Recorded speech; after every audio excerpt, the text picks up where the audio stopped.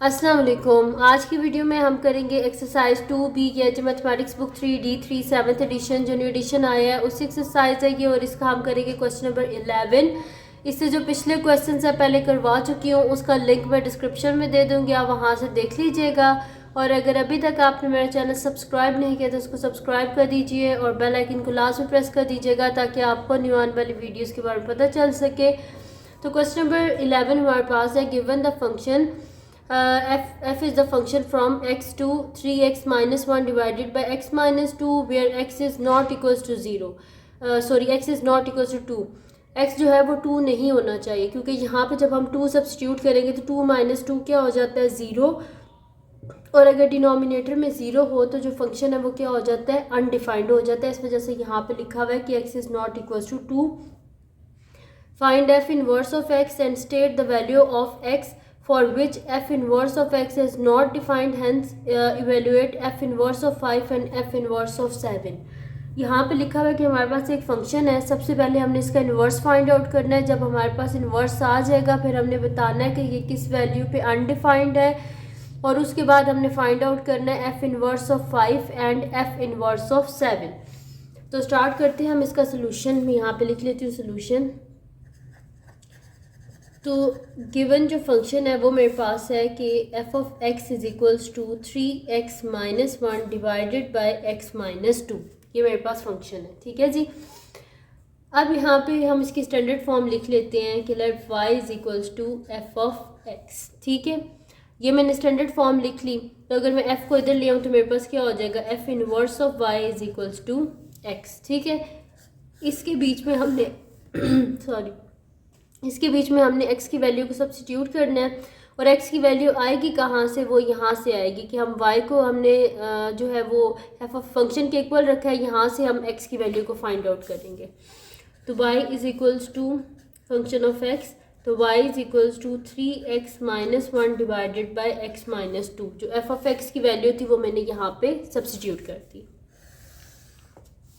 अब इसको हम किस तरह फाइंड आउट करेंगे x की वैल्यू को, इनको क्रॉस मल्टीप्लाई कर देंगे। तो मैं यहाँ पे क्रॉस मल्टीप्लाई करके आपको दिखा देती हूँ। जिसके डिनोमिनेटर में कुछ नहीं होता उसके 1 होता है, तो y को आप मल्टीप्लाई कर दें x माइनस 2 से और 1 को कर दें 3x माइनस 1 से। तो y into x minus 2 is equals to 1 into 3x minus 1। जिसके डिनोमिनेटर में कुछ नहीं होता 1 होता है। जस्ट मैंने आपको सिंपल ये बताया है कि क्रॉस मल्टीप्लाई आप कर सकते हैं। तो y इंटू एक्स क्या हो जाएगा मेरे पास x y minus 2y is equals to 3x minus 1, ठीक है जी। तो हम क्या करेंगे, इस x को इधर ले आते हैं, तो मेरे पास क्या हो जाएगा कि minus 2y is equals to 3x minus x y minus 1। इस माइनस 1 को इधर ले आते हैं क्योंकि हमें x वाली टर्म्स एक साइड पे कर लेते हैं और y और कांस्टेंट को एक साइड पे। तो minus 2y plus 1 is equals to मेरे पास यहाँ पे क्या आ जाएगा, यहाँ पे 3x माइनस एक्स वाई। तो minus 2y plus 1 is equals to, यहाँ से x को कॉमन ले लें तो मेरे पास क्या आ जाएगा अंदर, मेरे पास यहाँ पे आ जाएगा 3 माइनस y, ठीक है जी। तो 3 माइनस वाई आ गया मेरे पास, यानी कि x किसके इक्वल आ जाएगा मेरे पास minus 2y plus 1 divided by 3 minus y, ठीक है जी।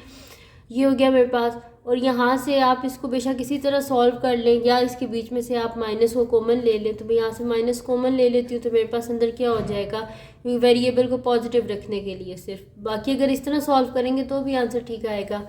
तो माइनस को जब मैं कॉमन लूँगी तो मेरे पास क्या हो जाएगा 2y प्लस है, तो ये माइनस 1, नीचे भी माइनस साइन को कॉमन ले लेते हैं तो माइनस y है, तो क्या हो जाएगा प्लस y, और ये प्लस 3 है, क्या हो जाएगा माइनस 3। माइनस साइन और माइनस साइन ऊपर नीचे कैंसिल आउट, यानी कि मेरे पास क्या आ जाएगा x is equals to 2y minus 1 divided by y minus 3, ठीक है जी। तो x आ गया मेरे पास।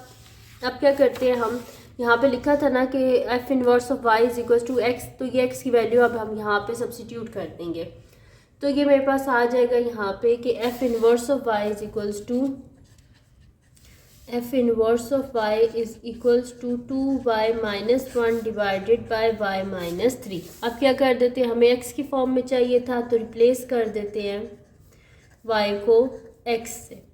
तो यहाँ पे मेरे पास क्या हो जाएगा, f inverse of x is equals to 2x minus 1 divided by, यहाँ पे मेरे पास क्या हो जाएगा, x माइनस 3। ठीक है, हमने y को किससे रिप्लेस कर दिया, x से, क्योंकि हमें x की फॉर्म में चाहिए था फंक्शन। अब हमने बताना है कि फंक्शन अनडिफाइंड कहाँ पे होगा। तो डिनोमिनेटर को इक्वल्स टू 0 रख लेते हैं, यानी कि x minus 3 equals to 0। This implies x is equals to 3 आ जाएगा ना, 0 प्लस 3 हो जाएगा, यानी कि ये फंक्शन 3 पे अनडिफाइंड है, क्योंकि आप खुद देख ले 3 माइनस 3 क्या होता है, 0।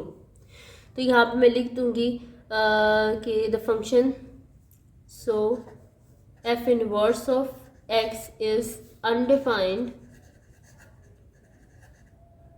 When x is equals to 3, यानी कि जब x इक्वल्स टू 3 होगा तो ये जो गिवन फंक्शन है ये क्या हो जाएगा, अनडिफाइंड हो जाएगा।